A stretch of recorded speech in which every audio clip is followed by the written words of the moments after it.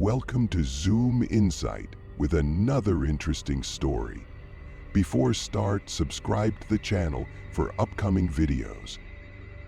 In a small, cheerful village surrounded by green hills and colorful flowers, there lived a boy named Timmy. Timmy was a bright and curious 10-year-old, but he had one big problem. He didn't understand the importance of time. He would always delay his tasks, whether it was cleaning his room, finishing his homework, or helping his parents. Timmy would often say, "I'll do it later," and run off to play. Timmy's mother often warned him, "Time doesn't wait for anyone, Timmy. Once it's gone, you can never get it back." But Timmy just shrugged. "There's always tomorrow, right?" he replied with a grin. One sunny morning, while exploring the edge of the village, Timmy discovered an old shop he had never noticed before. The shop's sign read, "The Clock of Choices." Curious, Timmy stepped inside.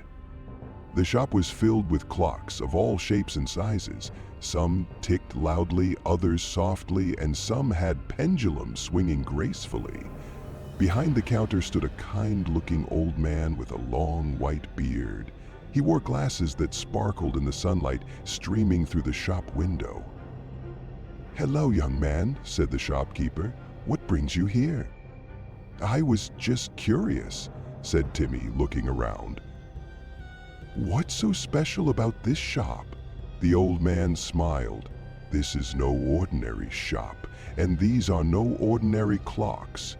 Each clock holds a special lesson about time. Would you like to see one?" Timmy nodded eagerly. The shopkeeper led him to a large, golden clock with intricate carvings. The clock's hands didn't move like regular clocks. Instead, they seemed to jump forward or backward unpredictably. "This is the Clock of Choices," said the shopkeeper. "It will show you what happens when you waste or value your time. Would you like to try it?"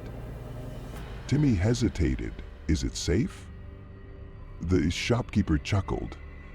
"Perfectly safe. It's just a lesson. Now, place your hand on the clock." Timmy placed his hand on the clock. In an instant, the room around him blurred, and he found himself standing in a classroom. The forgotten Timmy looked around. The classroom was filled with his classmates, and his teacher, Mrs. Green, was holding a stack of papers. "Class, please hand in your homework," she said.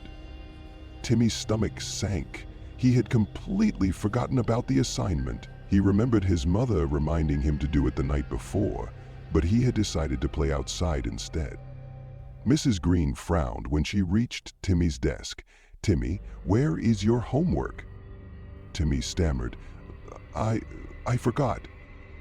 "That's the third time this week, Timmy. You need to manage your time better," she said sternly. The scene blurred again, and Timmy was back in the clock shop. He looked at the shopkeeper with wide eyes. That was awful. I felt so embarrassed." The shopkeeper nodded. "That's what happens when you waste your time, but let's see what happens when you make better choices." "Hey!" The shopkeeper turned the clock's hands backward and asked Timmy to place his hand on it again. This time, Timmy found himself in the same classroom, but something was different. He remembered working on his homework the night before, right after dinner. When Mrs. Green asked for the assignments, Timmy proudly handed his in. "Excellent work, Timmy," said Mrs. Green, smiling. "You've improved a lot." Timmy felt a warm glow of pride. "That felt so much better," he admitted when he returned to the shop. The shopkeeper smiled. "See? When you value your time, good things happen. But there's more to learn." The clock's hands jumped forward again. This time, Timmy found himself in the village playground. His friends were excitedly talking about a big soccer match happening that afternoon. "Let's all meet at the field at 3 p.m., said Jake, the team captain. Timmy agreed, but instead of getting ready, he spent the morning lazing around. By the time he looked at the clock, it was 3:15 p.m. He raced to the field, but the match had already started. Jake looked disappointed.